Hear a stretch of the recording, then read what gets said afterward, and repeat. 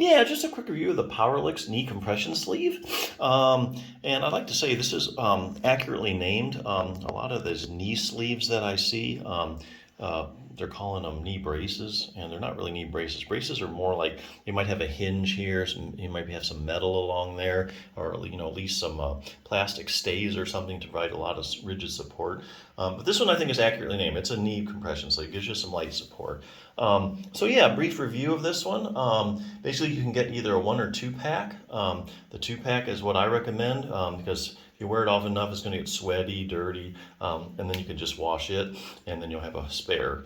And just put the clean one on, so you always have one that you can wear.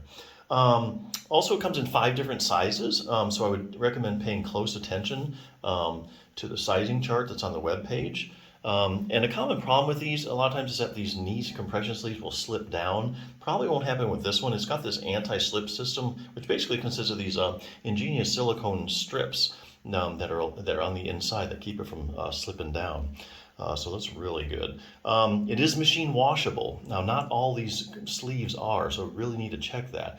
Like me, I'm busy, got a lot of things to do. I don't really want to like hand wash these things and let them dry, let them sit around the place.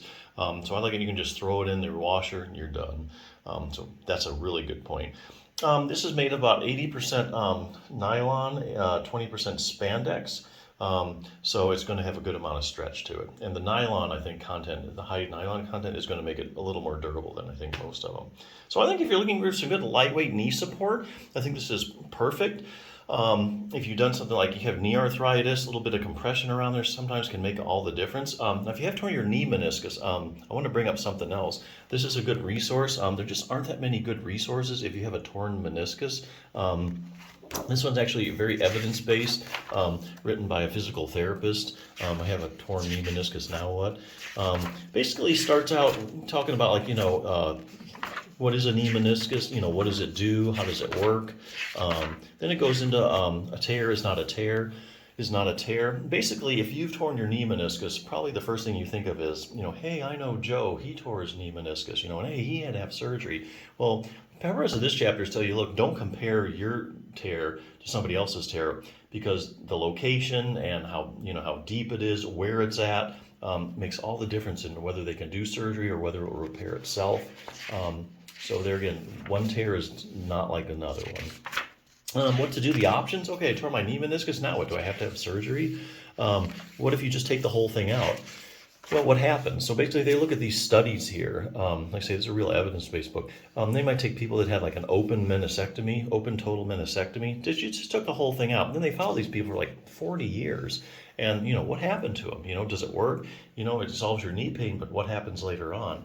What if they just take part of it out? That's more common, what they do these days, a partial meniscectomy. And then they look at all these studies where they just follow people like this 5 to 10 years. How did they do over time?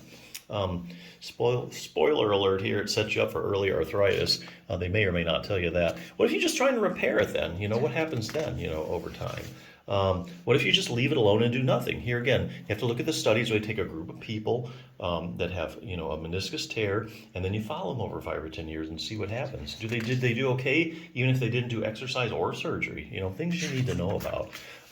Speaking of that, exercise versus surgery, which one is better? Well, here again, they look at the studies, basically randomized controlled trials. That's the highest form of proof in medicine, whether a treatment is effective. So this book compiles all the studies, all the randomized controlled trials of, let's say, partial meniscectomy, where you have a partial tear.